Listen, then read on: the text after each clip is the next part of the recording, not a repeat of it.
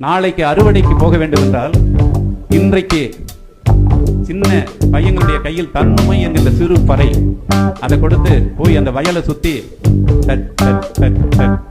அடித்து விட்டு வா என்று சொல்வார்கள். ஏன் தெரியுமா? எங்கள் வயல்களில் முட்டைகளிட்டு அபயம் காத்துக் கொண்டிருக்கின்ற பறவைகளே, எங்கள் வயல்களில் குஞ்சுகளோடு குழந்தைகளோடு வாழ்ந்து கொண்டிருக்கின்ற பறவைகளே, நாளைக்கு 40-50 மனித கால்கள் அறுவடை செய்ய இங்கே வர இருக்கிறது. எனவே இந்த மனித கால்களால் உங்களுடைய குழந்தைகள் நசுங்கி இறந்து விடக்கூடாது. இந்த 50-60 கால்கள் மிதிப்பதனால் குஞ்சு பொறித்து முட்டையிட வேண்டிய உங்களுடைய அந்த குழந்தைகள் நசுங்கி விடக்கூடாது, அந்த முட்டைகள் நசுங்கி விடக்கூடாது என்று பறவைகளுடைய இனத்தை அழிந்து விடக்கூடாது என்பதற்காக ஒரு இசைக்கருவியை வரப்பை சுற்றி அடித்து விட்டு வா என்று சொன்ன இனமடா நம்முடைய தமிழனுடைய இனம். எல்லா தமிழர்களும் பெருமைப்பட்டுக் கொள்ளக்கூடிய அளவிற்கு ஒரு பறவைக்கு 2 பெயர் வைத்திருக்கிறான் தமிழன்.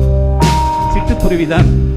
அந்த சிட்டுக்குருவி தன்னுடைய வயல்களுக்குள் வந்து அந்த தேவையில்லாத பூச்சிகளை எல்லாம் சாப்பிட்டு தன்னுடைய விளைச்சலை மிகுதிப்படுத்தி கொடுக்கிறது என்பதனால் அந்த சூழ்நிலையில் அறிவோடு அதனை புரிந்து கொண்டு அது அறுவடை முடிந்து விட்டால் அவர்களெல்லாம் வேறொரு இடம் தேடி போய்விட்டால் என்ன செய்வது என்பதற்காக தங்களுக்கு அறுவடை செய்வதற்கு முன்பாக அந்த நெல் வயலில் மிகச்சிறந்த நெற்கதிர்களை முதலில் அறுத்து அதனை கலை வேலைப்பாடுகளோடு அதை நெற்கூடுகளாக செய்து ஒவ்வொரு வீட்டின் முற்றத்திலும் கட்டி தொங்க விடுகிற அந்த அழகு 30-40 ஆண்டுகளுக்கு முன்னால் நாம் எல்லாருடைய ஊர்களிலும் பார்த்த அழகுதான்.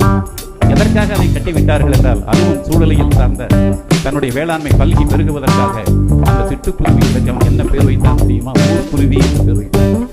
ஏனென்றால் அந்த வயல் அறுவடைக்கு பிறகு தன்னுடைய அந்த சிட்டுக்குருவிகள் வெளியே போகக்கூடாது என்பதற்காக தன் ஊருக்குள்ளாகவே அவை வாழ வேண்டும் என்பதற்காக வீட்டு முற்றத்திலே நெற்கூடுகளை கட்டி தொங்கவிட்டு அந்த நெல்லை சாப்பிட்டு விட்டு இங்கேயே இருங்கள் என்று சொல்லப்போ அதுங்க எல்லாம் அங்கே காய வைக்கிற பச்சைப்பயிறு, உளுந்து, தட்டைப்பயிறு, கொள்ளு அதுலேயும் கொஞ்சம் கொஞ்சம் சாப்பிட்டுட்டு அங்கே கிடக்கிற கூளங்களை எடுத்து அதை முற்றத்தில் கூடுகள் கட்டி அதில் குஞ்சு முட்டையிட்டு குஞ்சு பொறித்து அடுத்த விவசாயத்துக்கு பால் பருவம் வருகிற போது இந்த ஊர்க்குருவிகள் எல்லாம் மறுபடியும் சிட்டுக்குருவிகளுக்காக வந்து தங்களுடைய வயல்களில் தங்களுடைய பூச்சிகளை அழித்து வேளாண்மை பெருக்க பயன்பட வேண்டும் என்பதற்காக சிட்டுக்குருவிகளையும் நண்பர்களாக மாற்றி அவற்றை ஊர்க்குருவிகளாக மாற்றிய அறிவு நம் சூழலியல் அறிவு என்பதை